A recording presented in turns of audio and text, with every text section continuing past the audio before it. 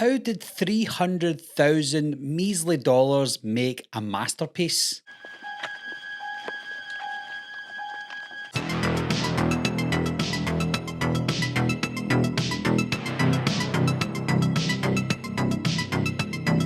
Hi guys, my name's Barry and welcome back to the channel. In this video today we're going to be looking into Halloween being an obvious masterpiece, but it only costing between $300,000 and $320,000. Now even back in 1978, that amount of money was still classed as a tiny budget. It was independently produced, it was a non-union shoot as well, and it only took 4 weeks to make. That is of course before post-production. The 4 weeks is just the filming alone. And oddly enough, it was shot in South Pasadena instead of anywhere near Illinois. Because of this, the crew had to try and crop out palm trees as much as they could. I know that we still saw palm trees in the background, but I think they still done a good job in trying to make it look like somewhere near Illinois. They of course had to bring in fake leaves, and the leaves that they used, they had to try and rake them all back up again and reuse them for future shots. I don't know how true this is, but most of that crew that were running around picking up the leaves, etc., were all really young, so they probably didn't get paid a lot. Out of that $300,000 budget, $70,000 of that budget, almost a third of the budget alone, went to that Panavision camera with the Panaglide. Now the Panaglide wasn't used until 1978. The first two movies to use it were Terrence Malick's Days of Heaven from 1978 and of course John Carpenter's Halloween from the same year. The glide from the Panaglide made the film look expensive with those shots of the point of view of Michael Myers. It made him look and feel like a predator. It's something that we hadn't seen before, and a lot of filmmakers didn't want to take the chance on the Panaglide, so Halloween and obviously Terrence Malick's movie felt like guinea pigs into the introduction of that Panaglide. Now something in Halloween today that makes it look iconic is those long takes, and they try to use those long takes today. You see it in Halloween 2018, but one of the main reasons that they done those long takes was to reduce cost. They can continue on with the same reel and just run with it. If there's something that they wanted to see in there, they can keep it in there. If they wanted to cut something out, at least the takes were so long that if they cut some of the takes, they would still be long enough to put into the movie. So a lot of the movie, when you see the long takes, it wasn't for artistic impression, it was just to save money. Another thing that they had to utilize in order to save money was the lack of lighting. A lot of people really hate Halloween H2O for having too much lighting, and you can see Michael's eyes throughout most of the movie. That's because they had a bigger budget and it was a Hollywood lit movie, whereas with Halloween in 1978, they never had that luxury, they never had that budget. So Dean Cundey utilised that to his advantage, and again, of course, nearly 50 years later, it looks like it was intentional, and as much of it was intentional,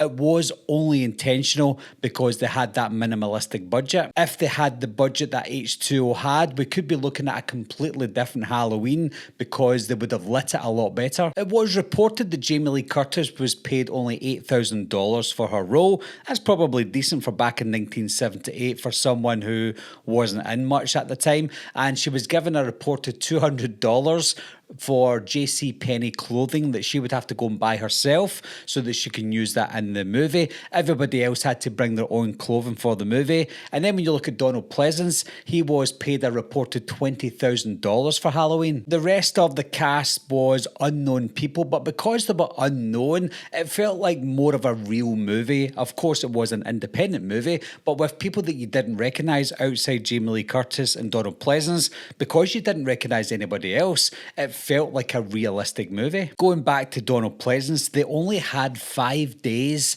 to work with Donald Pleasence, so they had to get it right every time he was there. He was probably drunk half the time because there's always reports that Donald Pleasence was never sober, but the time they had on screen, or the time that they had with him to film, they had to get it right first time. So those long shots that they had to do the same with Donald Pleasence. They had to give him all the bulky dialogue that he can read out on screen, get it right first time, and if it didn't get it right first time, they just kept going for those 5 days. And of course, those bursts of moments that they get with Donald Pleasence as Dr. Loomis, they were iconic. Tommy Lee Wallace didn't have a lot of money to work with either, and he had to get a Captain Kirk mask. Cost him $2, and this is the mask that we see today, the iconic Michael Myers mask. I won't cover this too much because I think everyone knows by now how the Michael Myers mask came to be, and it was very cheap. The house that we saw in the movie, the Michael Myers house, was an actual house in a real neighbourhood. They filmed it in a real neighbourhood, and it wasn't a studio. And because they'd done that, as cheap as it sounds, the reason that they done it is to save money, but it also made it look real and authentic. They had so little money that John Carpenter himself had to do the score for the movie, so he wasn't getting paid as composer. He was just getting an overall payment for being the director of the movie, but he thought, I can do the piano, I might as well make up this tune for Halloween. And of course, the tune itself also became iconic. Because John Carpenter wasn't the most professional, the keys were slightly off. They were that 5/4/4 beat. I don't know how they go, but it wasn't a typical tune that you would get for a piano because John Carpenter wasn't the most professional at doing it. But because it seemed off, and when you heard it on screen, the audience felt something was off as well, and it made for a more creepy tune. Not only did we get the long shots that saved money, we used the Panaglide because it's something that they wanted to use to utilize something that made it look different, but they also used widescreen as well so that they got more of the shot in. If it was something that maybe they could crop in or crop out,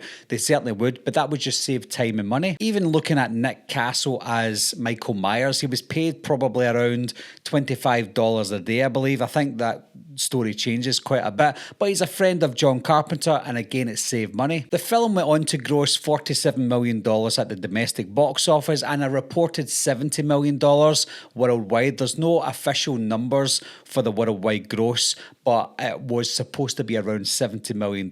And a movie that cost $300,000 to $320,000 and making $70 million at the worldwide box office, that's just a major success. The film proved that constrained horror sells. With the gliding camera, the negative space, the spare score, the real kid casting, this became a slasher template for others that copied it for being basic but also a success. The film might not have been an initial masterpiece when it first got released, and I'm sure there was a lot of people that didn't like the movie when it first came out, but every accident that came from Halloween in 1978, from what they had to work with the budget, became something that felt like it was intentional 40, 50 years later. And because of that, it has become a masterpiece over time. It just goes to show that if you've got a constrained budget and a constrained timeline, then there's something that you can do there. If there was someone in that crew, like John Carpenter, for example, if there's people on your crew that are very creative and they can do anything with any amount of money, then you're going to get something that's going to turn out to be really good. But if you get someone like John Carpenter, Deborah Hill, Dean Cundey, everything just came together on set, and it didn't matter how much money they had. Honestly though, I do feel like if they gave John Carpenter $5-10 million to make Halloween, it might have still been good, but maybe it wouldn't have lasted the test of time. Because they were constrained to the $300,000, I feel like that is the reason that Halloween is now a masterpiece. So what are your thoughts on that, guys? Do you feel like the budget has made this movie become a masterpiece? And do you think if they had a bigger budget, maybe we wouldn't be seeing a good Halloween movie as we do today? As always, guys, leave your thoughts and opinions down below. Let me know what you think, and I'll talk to you soon. I'll be right back. What are you waiting for, huh? Coming to get you, Barbara. Ever played Skin the Cat? Someone's in the back seat! Tell me where you are, John! Wolfman's got